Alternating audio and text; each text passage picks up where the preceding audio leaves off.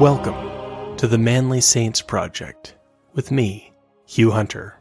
We live in a world that struggles to understand the virtue of manliness. Our culture doesn't provide young men, or any men for that matter, with a lot of positive male role models. But our Christian tradition can provide such role models.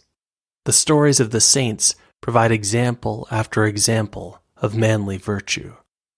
Telling these stories is what the Manly Saints Project is all about. If you enjoy my work, please consider signing up and supporting me on Substack, or click the link in the show notes to buy me a beer. And if you enjoy the podcast as audio or video, please consider giving me a rating wherever you are. It helps a lot. Now, let's meet this week's Manly Saint.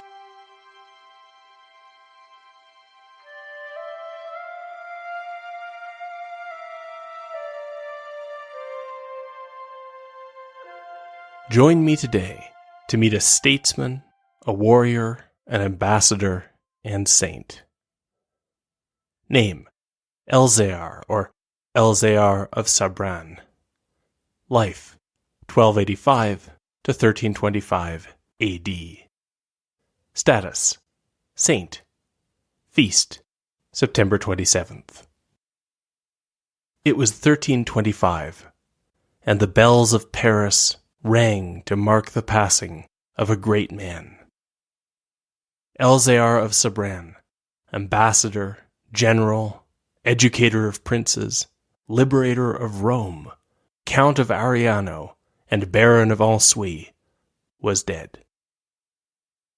And perhaps because Elzear had a reputation not only for greatness but also for goodness, the mood in the streets of Paris was one of celebration. Little children ran through the streets, shouting that a saint had died. One little boy got so carried away that he slipped and fell into a river. The boy was swept under and out of sight, and his desperate father asked the new saint to help. Before long, a freak wave flopped the little boy out of the river, coughing, but unharmed. It had been a smart prayer, for Elzear of Sabran had always been one to pay attention to poor people, to ordinary people. That was one of the traits that made him seem like a throwback to holy warriors of the early Middle Ages. But the Middle Ages were no longer dawning. They were coming to their end. The old, trusted institutions were failing. Once, Europe had been led by the Holy Roman Emperor, but now various nobles were squabbling over who had the right to that title.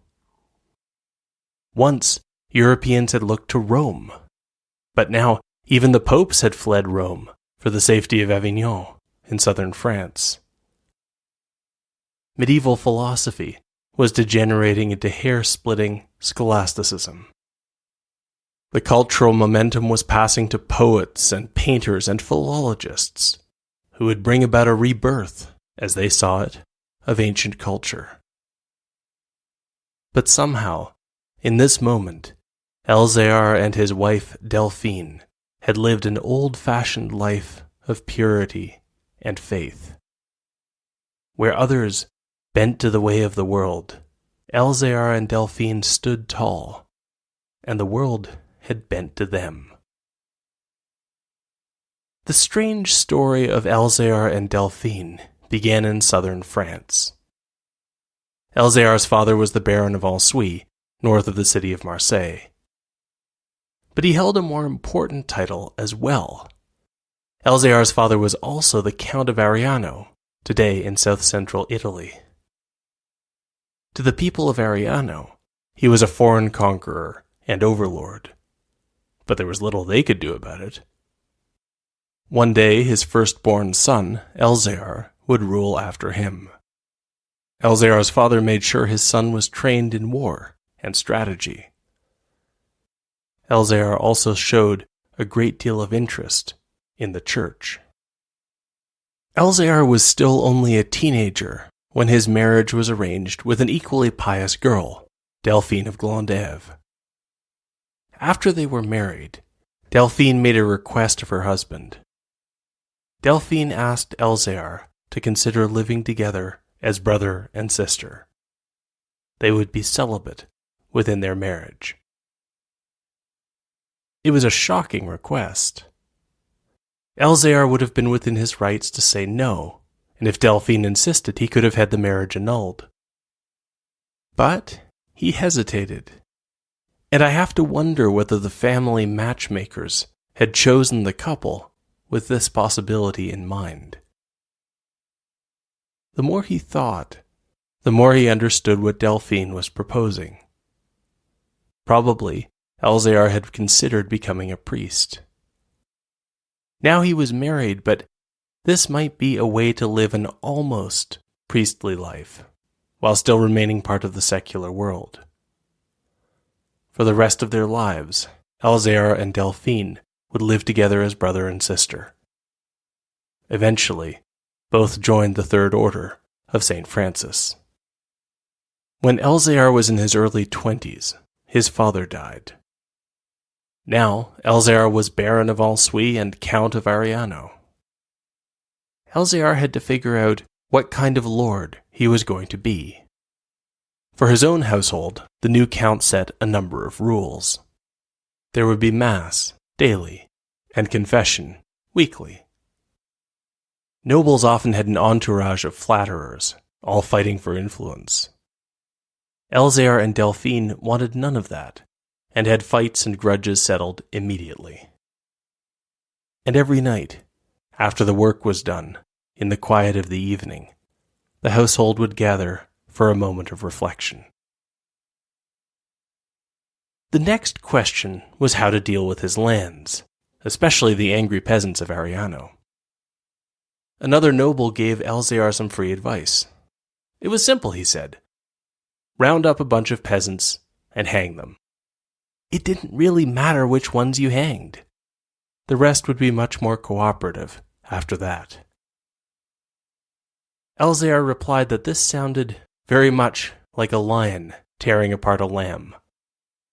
That was how things usually went in nature, he admitted. But Elzear told the other man that he had an unusual plan. In the county of Ariano, Elzear planned to show that sometimes the lamb could win against the lion. The first step involved gathering information. Everyone talked about helping the poor and the widows and the orphans. Elzear had his man put together a list of all the poor people in his lands. Now he could budget to help all the people who needed it. No one in his lands was going to go hungry. Of course, the Count understood that Christian generosity can easily be abused. He made a distinction between those who could not work and those who were unwilling to work because they were troublemakers or because they were just lazy. The Count developed a system of strikes, and after a certain number, he expelled those who would not change their ways from his lands. For those who were working, the new Count brought back holidays. The medieval calendar was full of holy days, days on which no work was done. But many landowners now kept people working anyway. Elzear put his men back on the old schedule. Elzear and Delphine modeled the Christian life for the men and women in their lands, and many followed their example. Now, in the lands of Count Elzear, people were working less, praying more, and their communities were growing stronger. The land prospered. The people of Ariano came to be loyal, sometimes almost a little too loyal, to their new count and countess. And the people began to tell stories about the count that went beyond generosity. It was said that he had entered a leper colony. His men were disgusted by the lepers, but the count had gotten off his horse and embraced them. The lepers were moved by the gesture. It was only afterward they realized their leprosy had also been healed. On another occasion, in a year of poor harvests, the food that the count had prepared for the poor ran out.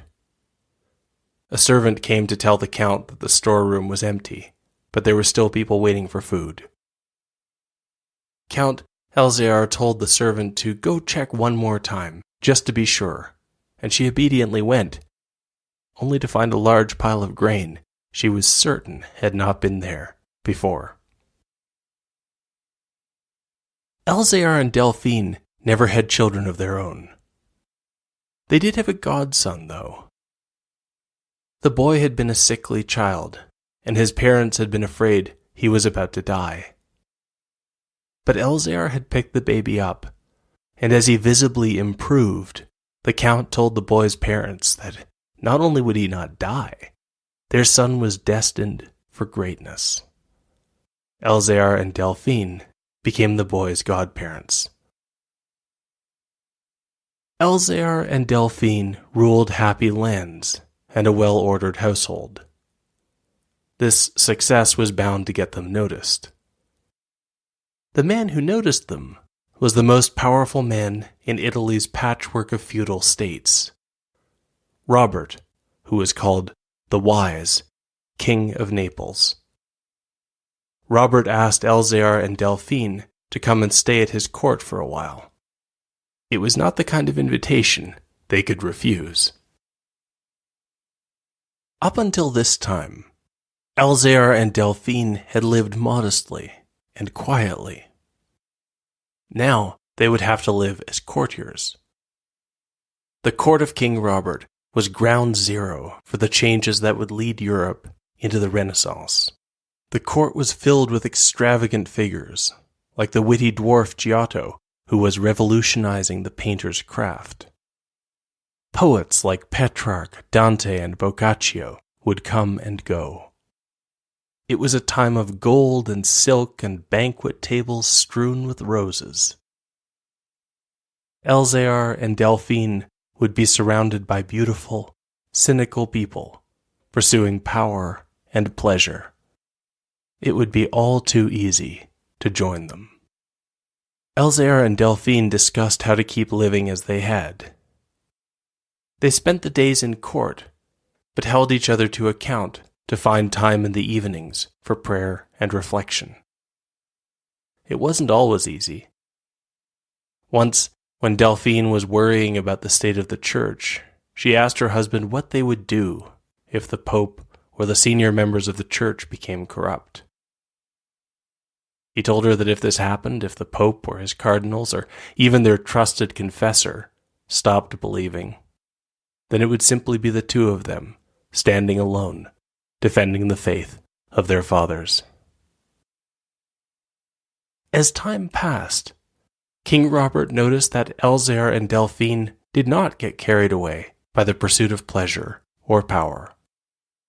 They remained who they were. Robert could use people like that, especially as Naples prepared for war. In the north, Henry of Luxembourg had become Henry VII, the Holy Roman Emperor, and now he was determined to reassert control over Italy. This put the emperor in conflict with the Pope. King Robert led the faction that supported the papacy and wanted the Holy Roman Emperor to stay out of Italy. But the emperor was massing an army and preparing to march south. Robert needed a general to lead his men against the emperor. He chose a man he trusted, Count Elzear. This was not an occasion where the lion would lose to the lamb. Elzear's army moved quickly and caught the imperial army near Rome. Elzear led the men into an attack, and the first charge broke the emperor's army. As for Elzear, he was in the middle of the fighting with his men and took an ugly head wound from one of the emperor's officers. Elzear stayed on his feet, disarmed the other man, and took him captive. Unfortunately for the captured noble, the Count's Italian men were by now almost fanatically loyal to Elzear and did not like hearing that he could have been killed. They had devised a plan to set the captured man on fire when the Count heard about the situation and intervened to save the prisoner's life. Emperor Henry VII was being pushed back. The war might have dragged on, but then Henry VII died unexpectedly. Once again, the cause of the Holy Roman Empire was without a leader, which left King Robert as the winner by default. And that was good, because King Robert had another task for Elzear. Robert had defeated all of his enemies, but there was one person he could never seem to control: his son, Charles. The boy had grown up in wealth and power, and it had made him impulsive and cruel. Charles was growing up spoiled, and Robert wondered if it was too late to make a man of him. He asked Count Elzear to try.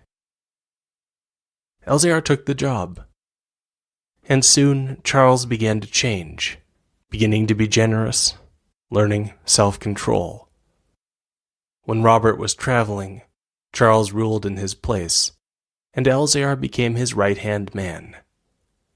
Elzear used his newfound power to help the poor across Robert's kingdom. Every day, Count Elzear listened to the complaints and demands of the poor and the abandoned people of the land. Even Delphine was sometimes surprised to see him respond kindly when demands were pushy or rude. She asked if it didn't make him angry. He told her that it did. It was just that, when he got angry, he made himself think about Christ, who had made the stars, and nevertheless put up with human beings and their disrespect, their self-deception, their malice. Considering that, Elzear told his wife, never failed to calm him down. Elzear was now approaching his 40s.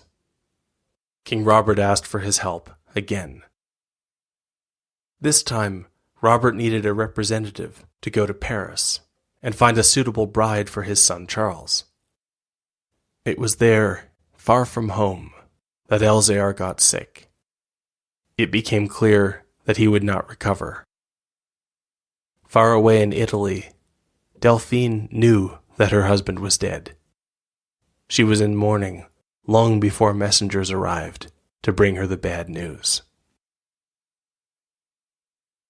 The people of Paris marked his passing, and it was not long before St. Elzear provided his first miracle. The world went on. Delphine outlived her husband by many years. She would become a counselor to queens, and she would be remembered as Blessed Delphine in her turn. There was one other man who carried on the legacy of Count Elzear, his godson, the sickly child Elzear had healed. The boy became a priest, and as St. Elzear had predicted, he would rise to greatness.